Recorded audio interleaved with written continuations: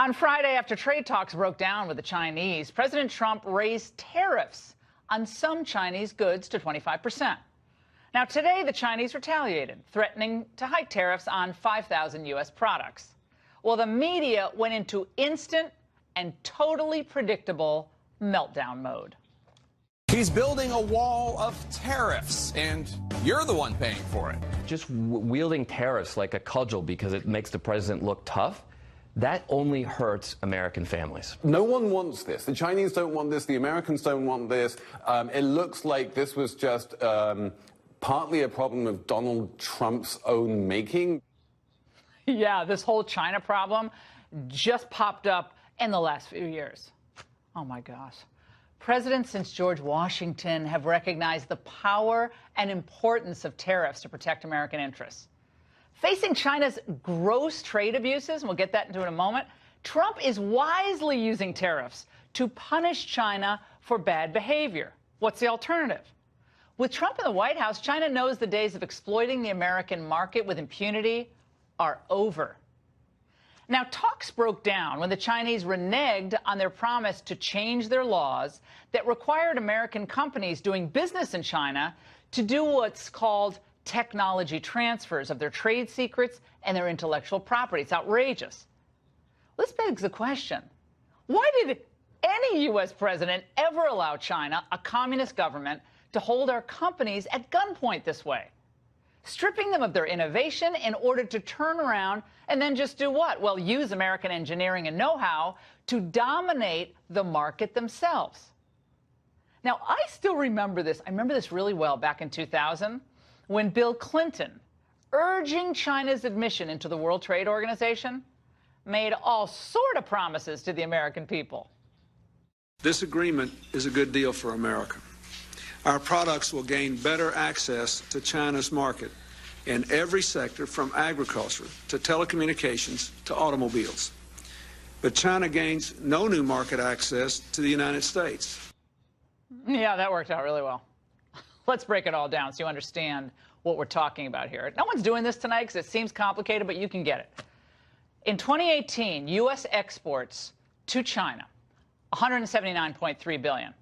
Seems like a lot. But Chinese imports to the United States were $557.9 billion. Do the math. That means the U.S. goods and services trade deficit with China was a whopping $378.6 billion in 2018. That was up 10% from 2017. So it's been a very good deal for China.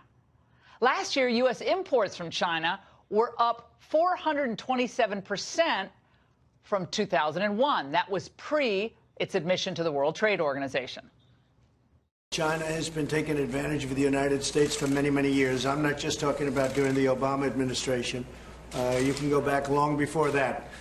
And it's been taking out $400, $500, $600 billion a year out of the United States. And we can't let that happen. We're in a very strong position. Our economy has been very powerful. Theirs has not been. We've gone up a lot since our great election in 2016. Well, Trump is basically now the cleanup man for presidents and politicians who did nothing about China, virtually nothing, for decades. And what did that do? That just facilitated the rise of a rapacious communist regime.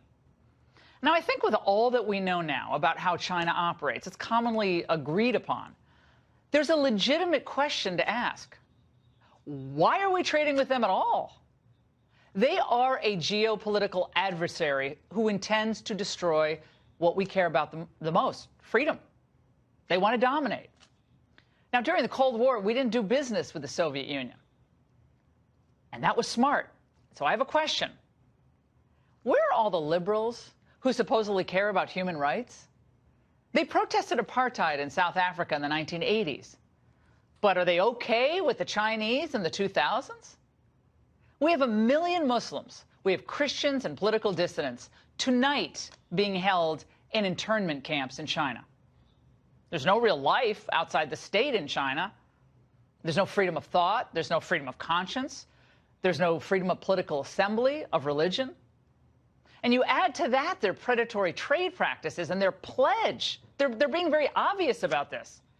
stated pledge to dominate major industries, pretty much every major industry by 2025. They're well on their way in space weaponry and artificial intelligence. This, my friends, is a toxic mix for anyone who loves freedom. Trump properly assessed the threat to the entire world where China controls all steel production. Now think about national security issues at play here, and get this. 90% of the world's printed circuit boards are manufactured in Asia and more than half in China. And as if the prospect of American weapons dependent on Chinese-made parts isn't bad enough, there are already worries that Chinese-made electronics may be infected with computer viruses that would let China spy on or disable U.S. military, commercial, or consumer products. Oh, that's all. And by the way, our leaders do finally, some of them, seem to be waking up under Trump. No country poses a broader, more severe intelligence collection threat than China. We understand the threat. The Chinese are working to put their systems in networks all across the world so they can steal your information and my information. The president's instincts to go after China are the right thing to do. I think China has taken terrible advantage of America over the last decade or two, and they don't play fair. Now, will the tariffs cause some short-term pain? Probably. But in a $20 trillion economy like ours, tariffs on $60 billion worth of goods can be and will be absorbed. It's better to endure short-term pain rather than long-term Chinese domination and destruction of our industries. And Trump, by the way, offered this way out earlier today. If they don't want to pay tariffs, make it here or buy it from another country that's a non-tariff country. So whether you go to Vietnam or so many others, you can do that. Word to the wise. Trump has a prudent approach to a problem that has been ignored for decades. Now it's time to do something about it, and that's the angle.